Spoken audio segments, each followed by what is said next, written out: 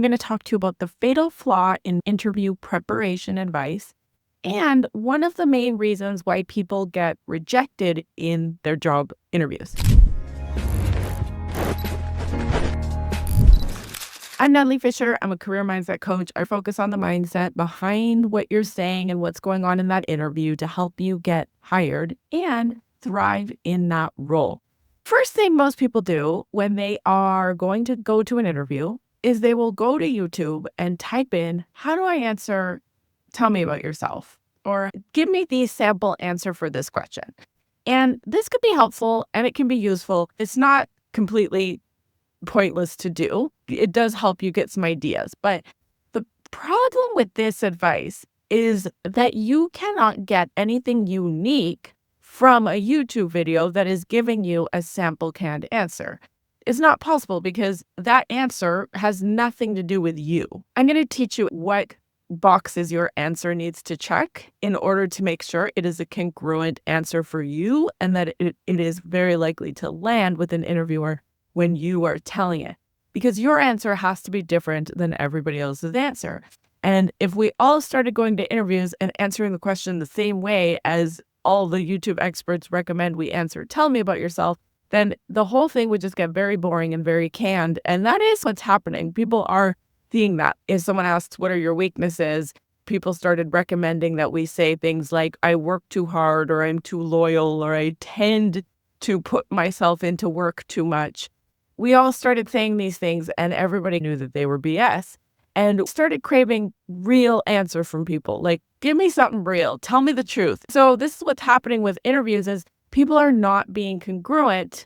And by congruent, I mean, they're not speaking their real truth. They're speaking what they think they should be saying based on what an expert recommended. And hey, I've got lots of videos out there that show how you can answer questions. So I know that they can be helpful. People have told me.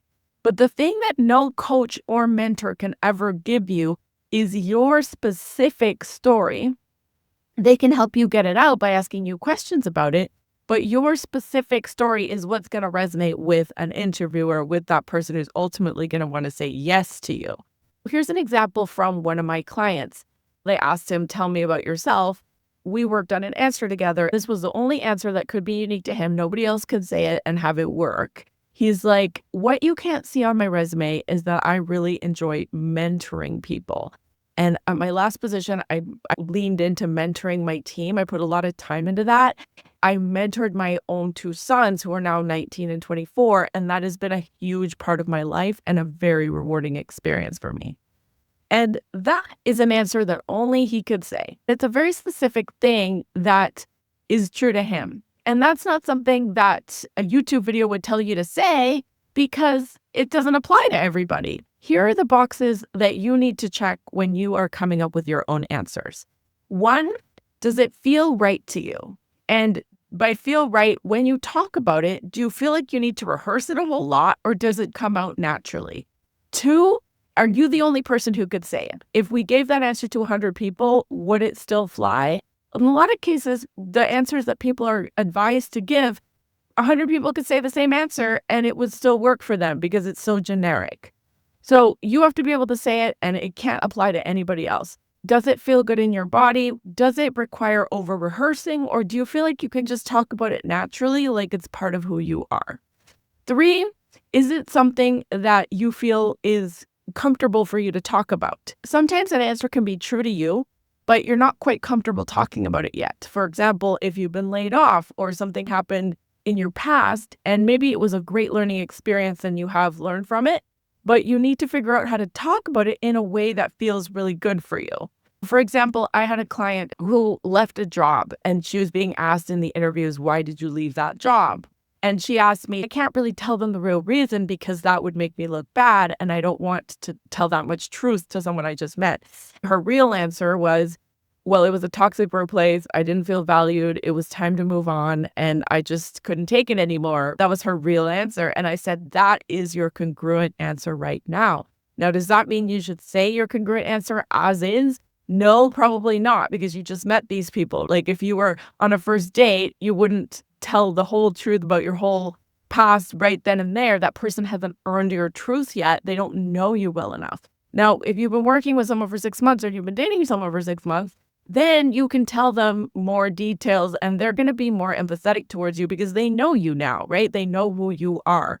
But when you first meet someone, they are judging you more harshly. And this is not a bad thing. You are judging people more harshly when you meet them too. So it's normal. We want to come up with a congruent answer that is pure truth and pure truth to her, but doesn't overshare or over-explain the situation. And this is a skill and an art. It is not a problem that we have to do this for interviews. It is actually a skill in relationships of all types that we need to learn. So for her, the recommendation that we came up with was that she could say something like this. Well, I left my last job because I had been there for quite a while and I had outgrown the position. And I realized that I wanted an environment where I could contribute a little bit more, where I could have more autonomy over my schedule. I realized I was at a point in my life where the things I needed. And when I walked into that original environment, I didn't realize that that's what I needed now. I needed the contrast of what I didn't want to know what I do want. And so now I'm very clear on what I want. That is pure truth, completely true, but it's not as honest and raw as she would originally have come to it because she just didn't have that skill of how to say it congruently in a way that was true to her. We want to answer honestly, congruently. We want to be able to check our own boxes, and our own boxes mean, does it feel comfortable to talk about? If it doesn't, you want to get to that point where it does. You want to work with a coach to help you to come up with answers that are very congruent for you, that don't require you to over-rehearse and practice them 1,000 times, that don't require you to feel nervous before you speak about them, because you have become so certain in who you are and your decisions and your intention that when you speak about your answers, when you talk about a certain topic, you have no qualms about it and you are not afraid of how they're going to perceive you because you know how you perceive yourself. And that is where it starts. When you perceive yourself as a good, honest person, somebody who's doing their best to progress their career in an honest and ethical way, and you truly believe that about yourself, you will not have any issues at all speaking your truth and finding the right words. Now, a lot of people are going to perceive them a certain way. And when you believe someone's going to perceive you a certain way, the likelihood is that they will. You need to perceive yourself in the way you want other people to perceive you. So when you speak, if you want people to feel calm, self-assured, certain, and engaged, when you speak, you need to feel that way first. And that energy will transfer. That vibe will transfer. And the right people will be yeses. They will feel it in their body. They will not have to question it. They will automatically know, yes, this is the person for us. I love how honest she's being with us. I love how she's communicating. I love how he's speaking. I love how they're sharing honest details. I relate to them. This is what they're going to be thinking, but you need to be thinking it first about yourself. And you are the mirror. When you reflect that, you will get that back. So the biggest mistake is people are trying to create generic answers based on samples that they have seen other people create. While they can be helpful, they can be useful in helping you come up with some examples for what you want to say. They are not going to be unique to you. Only those stories are the ones that you have. So you need to find them. I have a 10 examples guide with stories. So as I said, the stories are helpful. But what my examples guide does is it actually gives you 25 questions that you can ask yourself to come up with your own stories. And that is the real gold. When you ask yourself these questions, these prompts that I give you in the examples guide, which you can get by just clicking the link below to download it, it's called the 10 Examples Behavioral Interview Guide. You will be able to start coming up with stories that nobody else in the world has.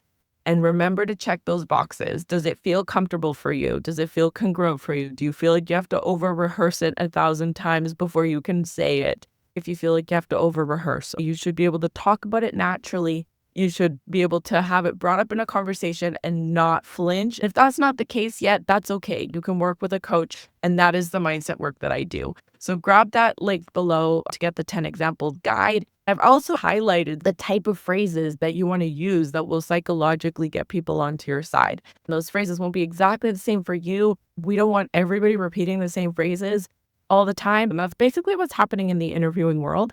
And part of the problem, the more unique you are, the more congruent you are, the more one in 8 billion people that you can be, the more you're going to attract the quality opportunities that you really deserve and that you really fit with and that you deserve to be in. So grab that guide below, and I will see you in the next video.